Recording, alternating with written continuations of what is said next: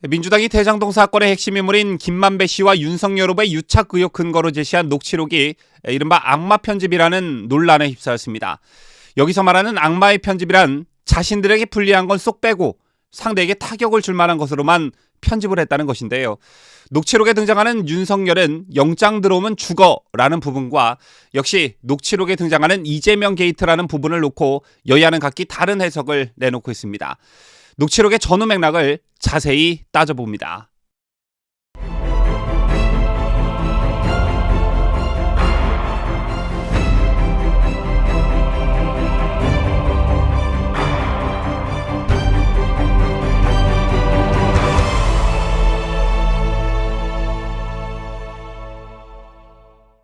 시청자 여러분 안녕하십니까? 뉴스데일리 베스트 시작합니다. 더불어민주당 이재명, 국민의힘 윤석열 후보가 대장동 의혹의 이른바 정영학 녹취록을 놓고 정면 충돌했죠.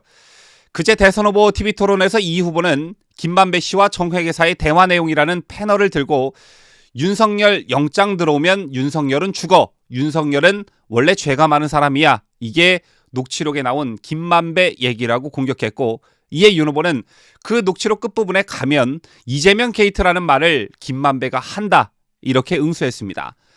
이에 다시 이재명 후보가 허위 사실이면 후보 사퇴하시겠느냐고 목소리를 높였고 윤 후보는 녹취록을 끝까지 한번 들어보시죠 라고 맞섰습니다.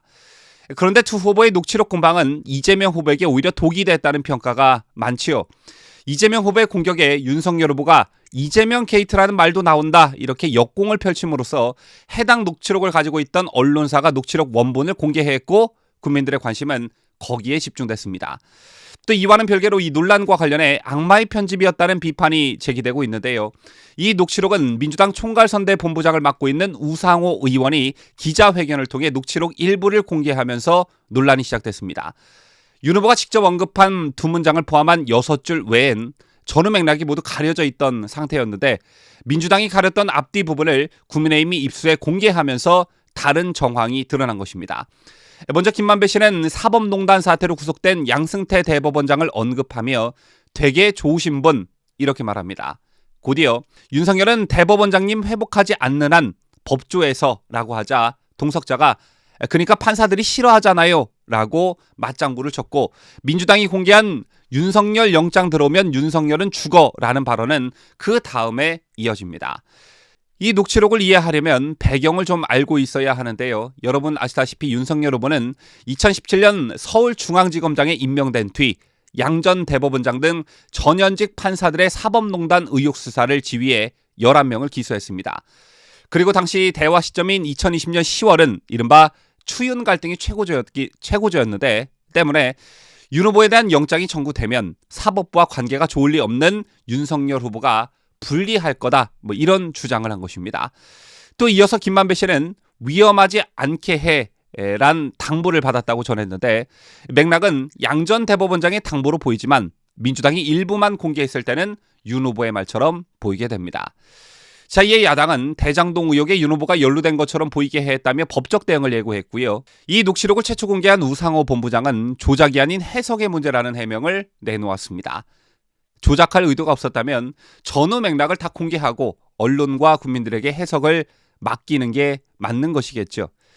자, 그다음 윤 후보가 제기한 녹취록에 나온 이재명 게이트라는 말의 전후 맥락을 따져보겠습니다. 이게 나오는 녹취록 원본을 월간조선이 공개하자 민주당 선대위는 대장동 게이트가 아니라 이재명 후보가 2년을 끌어온 선거법 재판에서 무죄를 확정받았다. 고로 여기서 말하는 이재명 게이트란 이 사건을 가리키는 것이다. 라는 취지의 해명을 내놨죠. 또 더불어민주당 선대위 전략기획본부장인 강훈식 의원은 입구에서 지킨다는 의미의 게이트인 것 같다. 이렇게 발언해 말인지 막걸리인지 비판과 조롱을 받기도 했습니다. 어쨌든 저희도 어제 월간조선이 공개한 이재명 게이트 발언 녹취록을 보도해 드렸습니다만 전후 맥락이 생략돼 객관적으로 해당 발언의 정확한 의미를 파악하기 어려운 게 사실입니다. 다만 소위 친여 성향의 유튜브 민주당 등은 윤석열 후보 부분만 발췌해 보도 또는 공개했고 자신들에게 유리한 도구로 사용했다는 점은 비판받아야 마땅한 일이겠죠. 이에 월간조선이 이재명 게이트 발언의 진정한 의미를 파악하기 위해서 이 발언이 있었던 2020년 10월 26일에 김만배 씨와 정영학 회계사가 어떤 이야기를 나눴는지 전체적으로 살펴볼 필요가 있다며 새로운 녹취록을 공개했습니다. 지금부터 이 녹취록을 살펴보도록 할 텐데요. 대화 초반 김만배 씨는 정 회계사에게 대장동 수익 배분과 관련해 남욱 변호사, 부동산 컨설팅 업자 정재창 씨와의 갈등을 이야기하면서 자신이 로비한 이야기를 얘네들, 즉 남욱 변호사, 정재창 씨에게 하지 않았다고 말하는 대목이 나옵니다. 그러면서 김만배 씨는 그래, 그리고 내가 얘네들한테 무슨 로비한 얘기도 돈 들어간 얘기도 안 하잖아, 이렇게 말합니다. 물론 로비한 대상을 특정하진 않았지만 자신이 로비를 위해 돈을 썼다는 사실을 시인한 것으로 해석할 수 있는 대목이 있죠. 또 대장동 수익 배분과 관련한 이야기를 하다가 나온 발언이라는 점에 비춰봤을 때 이 로비는 대장동 사업 추진을 위한 로비였을 가능성을 배제할 수 없습니다. 그리고 그 다음에 이재명의 이름이 직접 거론되는데요.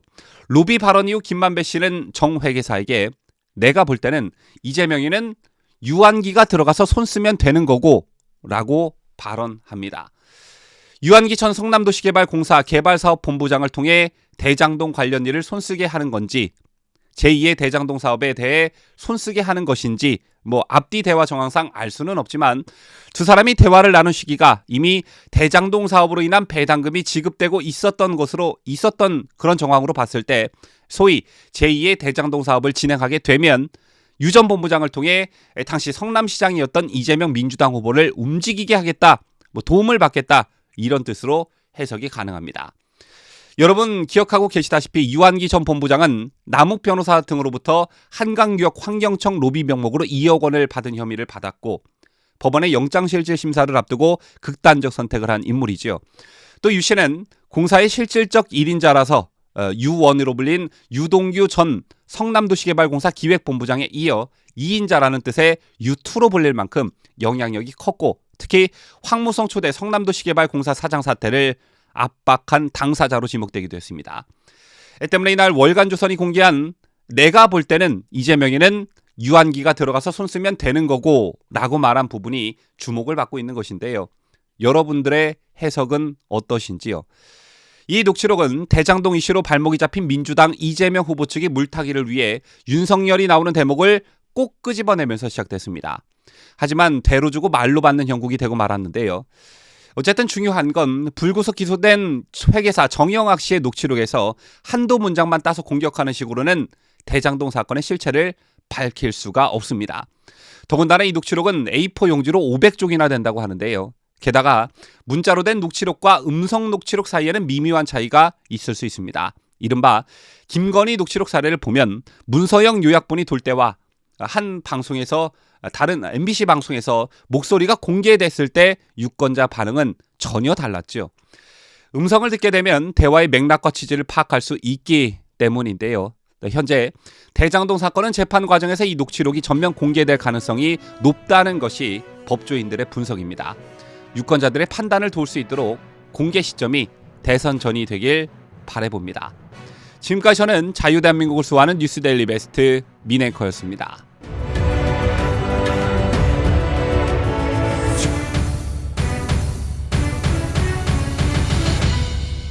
함께해요. 뉴스데일리 베스트.